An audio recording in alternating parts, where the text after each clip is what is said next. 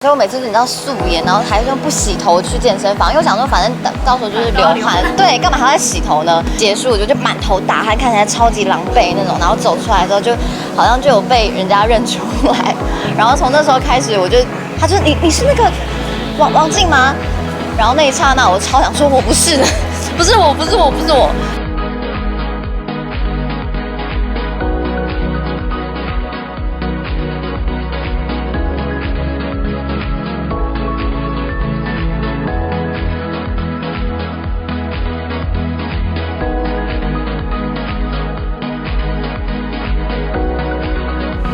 我觉得随着自己的年纪在改变，以前会很喜欢背大包包，就觉得什么东西都要装在里面，然后一个包包就可以满足我所有的需求。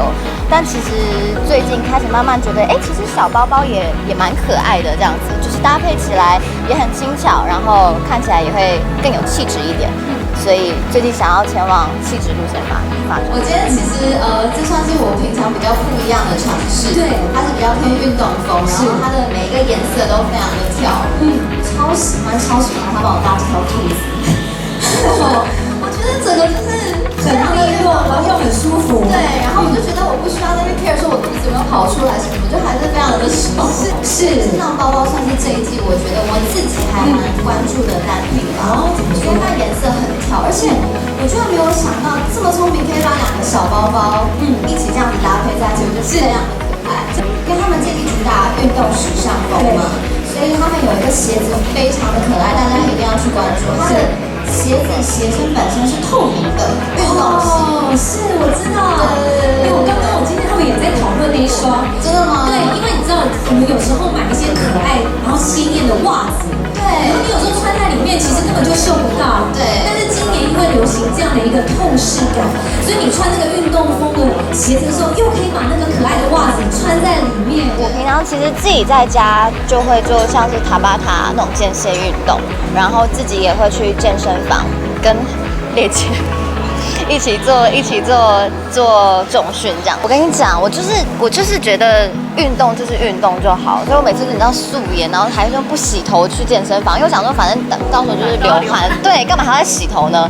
然后就也不化妆，什么干嘛就去。然后反正我有一次去了之后，结束我就满头大汗，看起来超级狼狈那种，然后走出来之后就好像就有被人家认出来。然后从那时候开始，他就你是那个王静吗？然后那一刹那我超想说我不是，不是我。可是就以后就学会教训了，就刚好这次可以利用就 Charles & Keith 他们这次的时尚单品来让我以后运动看起来漂亮一点。比较过去大家对王静的能够饰演角色可能都是比较乖乖牌啊，然后文静啊、忧郁的角色，但这次就是会有所反差这样。我觉得其实最基本的就是口罩啦。口罩虽然是说在空旷的地方，不太需要戴，没有错。可是，像是坐计程车啊，还是什么的，还是或者是搭乘捷运，都还是会加减戴一下，保护自己也保护别人。